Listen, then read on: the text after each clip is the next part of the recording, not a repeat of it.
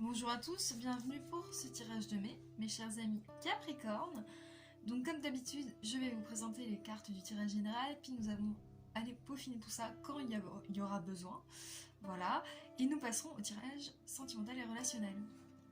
La première carte, 4 construction. Nous avons l'amour, la plume blanche, la carte de la bénédiction, le mariage, je fusionne dans l'amour, j'élargis mon champ de désir, la tour, et 5, ayez le courage de passer à l'action. Alors, au niveau de construction, nous avons ralentissement, revoir ses structures et choix. Alors, il n'y a pas besoin d'aller peaufiner pour celle-là, on vous dit en fait de garder patience. Voilà, de ne pas vouloir aller trop vite. Vous avez peut-être l'impression d'être retardé, mais vous inquiétez pas, c'est normal, c'est pour bien structurer vos actions ou vos désirs. Ensuite, nous avons la carte de l'amour. Amour de soi, prête attention aux signes. Là, par contre, je vais aller vous lire un petit peu le message avec cette carte.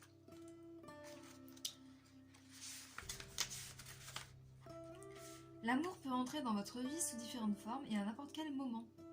C'est encore plus fort quand c'est inattendu.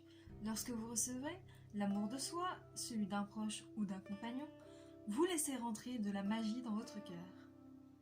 L'amour gravite tout autour de vous. Ressentez-vous cette excitation au fond de vous.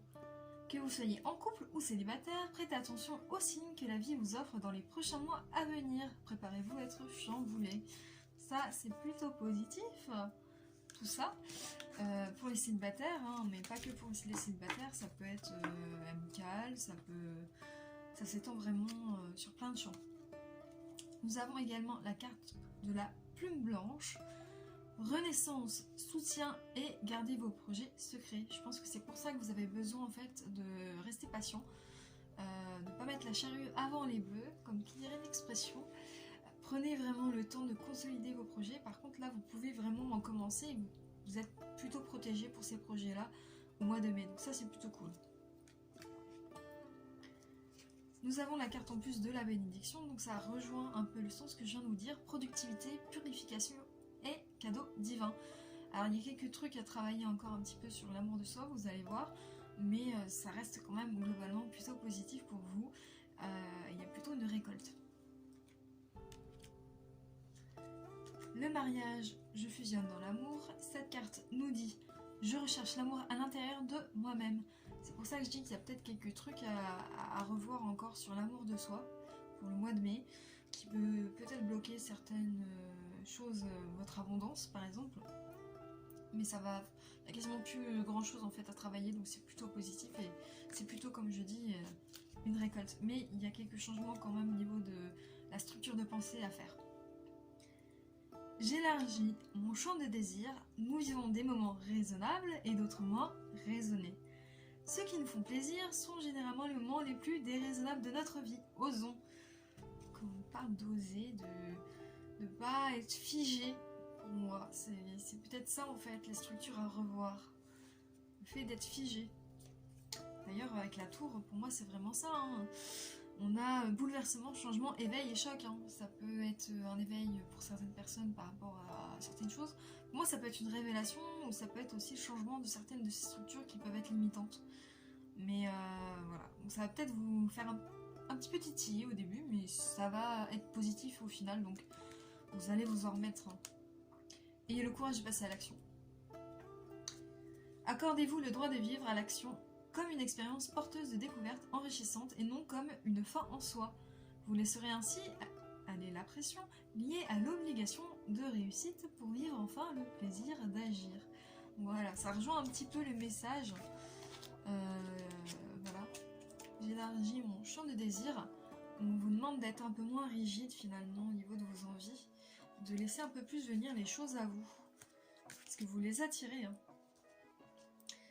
Pour le tirage sentimental et relationnel, nous avons été atmosphère chaleureuse et détendue, ce qui est plutôt cool. 6 responsabilités, Méduse, Le transgénérationnel, je travaille ma lignée. Et la carte du pendu.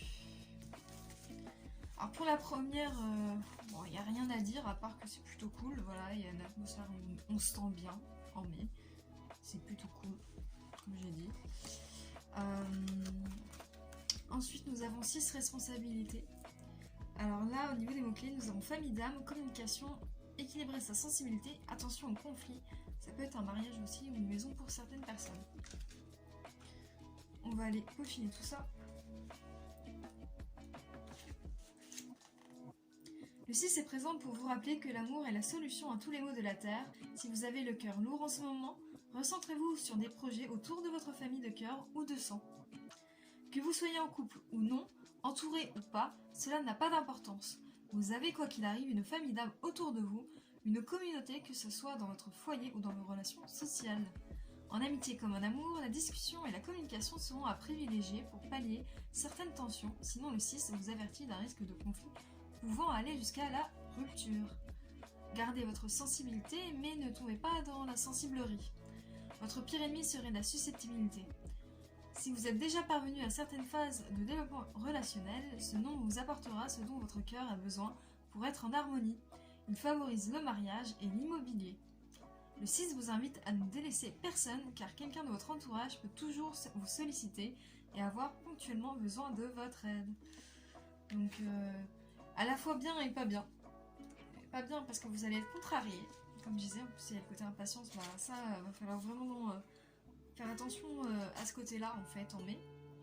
Mais ça peut être plutôt cool sur par exemple des acquisitions, côté familial, etc. Mais il faut faire attention quand même de ne pas se prendre la tête trop fortement. Nous avons Méduse. Alors avec Méduse, nous avons revoir ses attentes affectives. Donc ça va un peu dans le sens là où il y a une petite restructuration finalement. Peut-être des structures un peu trop rigides. On vous demande d'être un peu moins rigide en fait. 88. Un problème émotionnel ne peut plus être ignoré. Un célibat pénible, une déception amoureuse ou une rupture douloureuse contraint à revoir ses attentes affectives. La découverte d'une infidélité, une crise relationnelle passagère ou une séparation éclair sur une qualité d'une relation. Une rencontre amoureuse déstabilisante remet en question le rapport au couple et à la famille. Vous allez être déstabilisé quand même, hein. Visiblement, il y a des choses au niveau plus relationnel, etc. qu'autre chose. Ça va vous déstabiliser visiblement. Ça peut être une rencontre, hein, ça peut être une rencontre passionnelle, etc. Puis en fait, du coup, vous n'y attendez pas. Ça peut effectivement être des petits conflits avec des amis et c'est pour ça qu'il faut faire attention aussi à prendre du recul. Je pense que le meilleur conseil que je peux vous donner, c'est prendre du recul, mes chers amis Capricorne, pour le mois de mai. Nous avons le transgénérationnel et je travaille sur ma lignée. J'apaise mes mots. Donc voilà, il n'y a pas d'autres explications à avoir. Voilà, il peut y avoir un travail justement sur la transgénérationnalité à faire. Voilà, il y a des choses à libérer. Du coup, plutôt des bagages familiaux en fait, hein, pour moi. Et nous finissons par la carte du pendu. Sacrifice, libération, nouvelle perspective, renonciation. Alors, sacrifice, je pense c'est plus dans le sens où justement de prendre du recul et ne pas s'énerver. Voilà, ne pas être impulsif en fait, parce que sinon ça passe ou ça casse.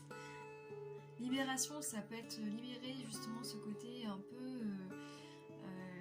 lien transgénérationnel pour moi, qui peuvent bloquer votre abondance.